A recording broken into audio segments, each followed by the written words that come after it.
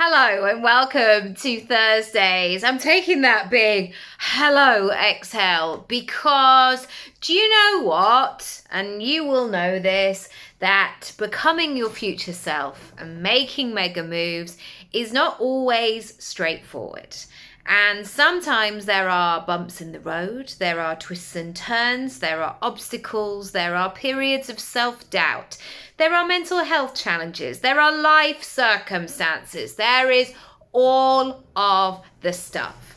So when people say things like, well, I just put it in a spreadsheet and then I made it happen, or I just built a plan and I did this step by step and ta-da, here we are.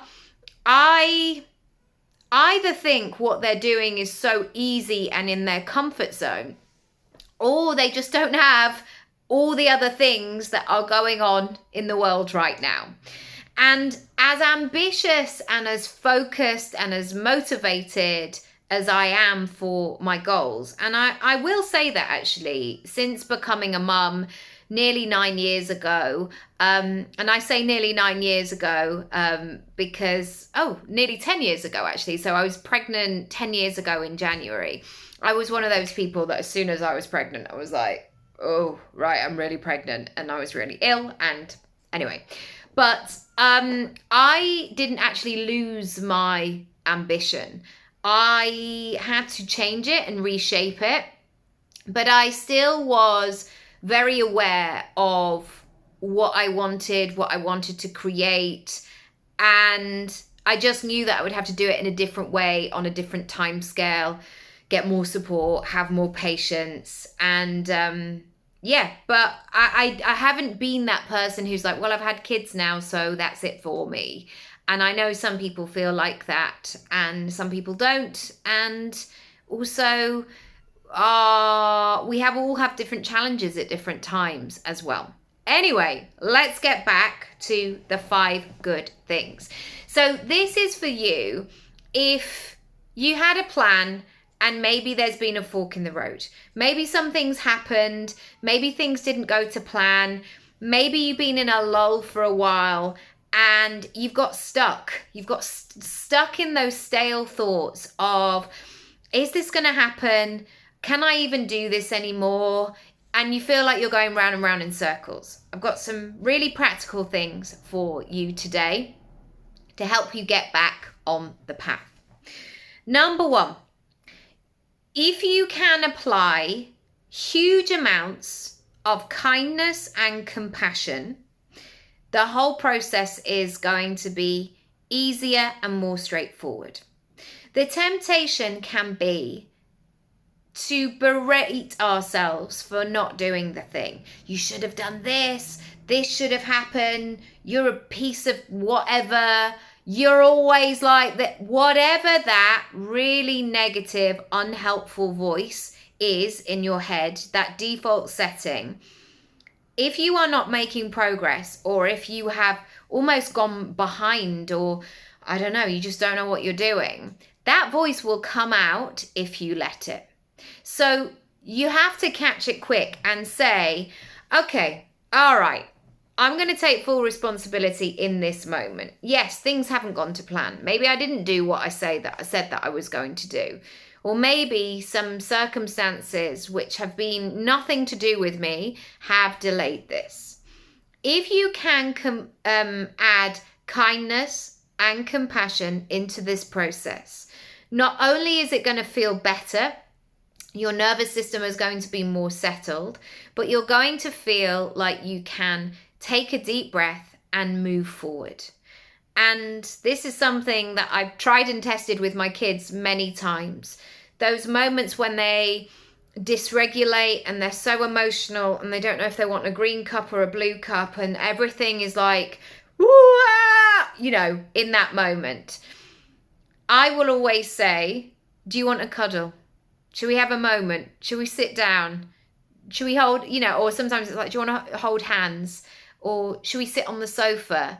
And going back to that place of comfort and nurturing and support, dissipates all of the stuff. So I'd love you to start there and see if that works for you. Number 2, there are seasons and reasons in life. And that sense that we are all on a growth trajectory the whole time. We're doing it and we're building and we're elevating and accelerating. For most of us, that is not the truth.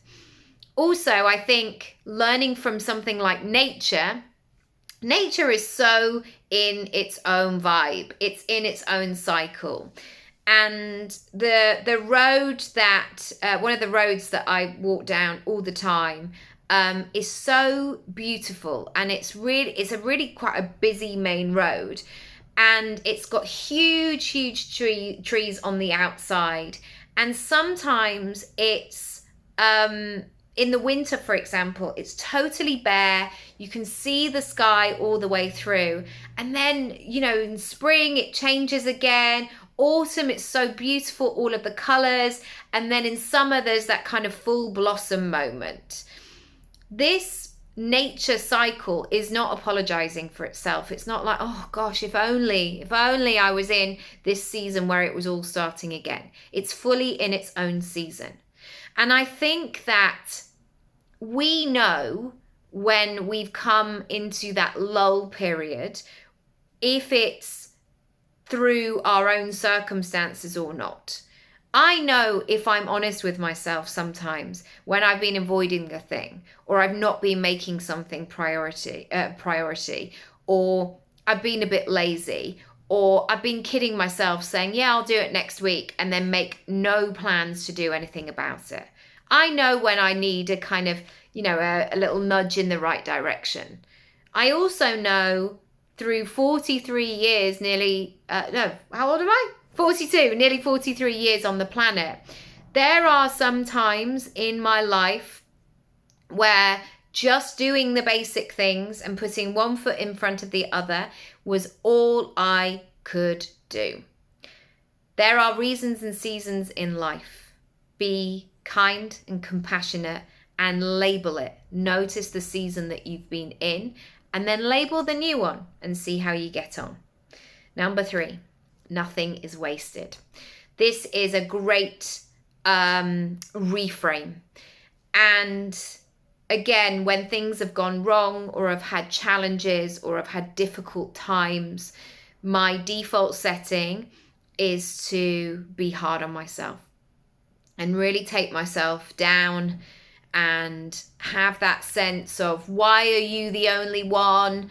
I isolate myself. Like, why are you the only one who hasn't sorted out this thing? Why have you done this again?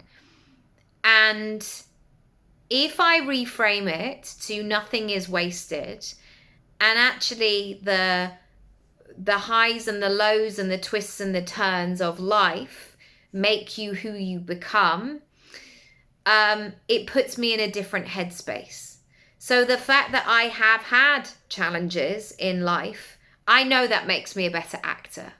I know that when I do Q&As at the end of my speaking talks, the fact that I've been through stuff, and sometimes when people share things that have happened in their business that they're trying to solve and find a solution towards, the fact that I have maybe been through something similar and have come out the other side means that that experience is not wasted, because now I can help that person move through it and it can become a shared experience. And don't get me wrong, in the moment when you're going through tough times, you're like, oh my gosh, when is this ever going to change or stop or alter? Of course, we're a human being as well. But if we can allow ourselves to step outside and ask those big questions of, what is this trying to teach me? Or what has led me to be in the same situation that I do not want to be in again? What is it about my habits, behaviors, patterns, mindset that is leading me down this path when actually I want to be down this path? What behaviors, patterns, mindset, habits do I need to embody and instill in order to guarantee the path that I want to go down? So I want you to consider what that looks and feels like. And taking responsibility is full-time adulting. And yet, when we are in the shit, we want to not take responsibility. We want to blame and shame all of this stuff on everybody else. But if I can go back to this of fully adulting through this process and saying, what is this requiring of me? Where am I trying to step up? Where am I needed to step up? That's when I find the golden nuggets. Number 4, patience and the power of 1%. If things are happening, or not happening, I want to be like Veruca Salt. It's not fair. I can't believe it. I want it now. Why? I go into that toddler version of myself. I catch it quickly, so it doesn't last that long. But I want the thing now. Of course I do. If I made a plan and if it's not happening quick enough, or if I'm feeling like I'm working hard and it's not happening, it's frustrating. So learning the power of patience and learning the power of 1% is very stabilizing. So sometimes, even though I want to make a huge leap, I have to recognize all of the small pieces that are coming together. Almost as if you were building one of those massive Lego models, you know, when it has 5,000 pieces or something. You only get to have the finished 5,000 piece of Lego extravaganza by putting in all of the tiny pieces. I want you to take a step back and I want you to notice if you are actually putting small pieces in place. Or are you just hoping one day somebody go, oh, look, this bit is ready made. I'll just whack it on the side. Most things happen through little tiny incremental moves. Are you making them? Another moment to be really honest with yourself. Are you doing those things? If you're not, this is your time to begin to move the needle. Finally, if you're stuck, if the stale, I don't know what I'm doing, oh, I was going to do it today, but now I'm not. If you're getting in that lull, you have to connect with your why. And sometimes because it needs doing is not big enough, or because I said I would. I want you to connect with that bigger why. So sometimes what I can do is, for example, if I find myself procrastinating and I'm working from home, I will say something like, what would happen if I was working in an office? I wouldn't be faffing about. I wouldn't be scrolling on Instagram because people would be watching me. People will be looking at me. People would be really noticing how I operated in the world. And that switch can really help me reconnect with that why. Sometimes we have to go bigger than ourselves. What are you here to do?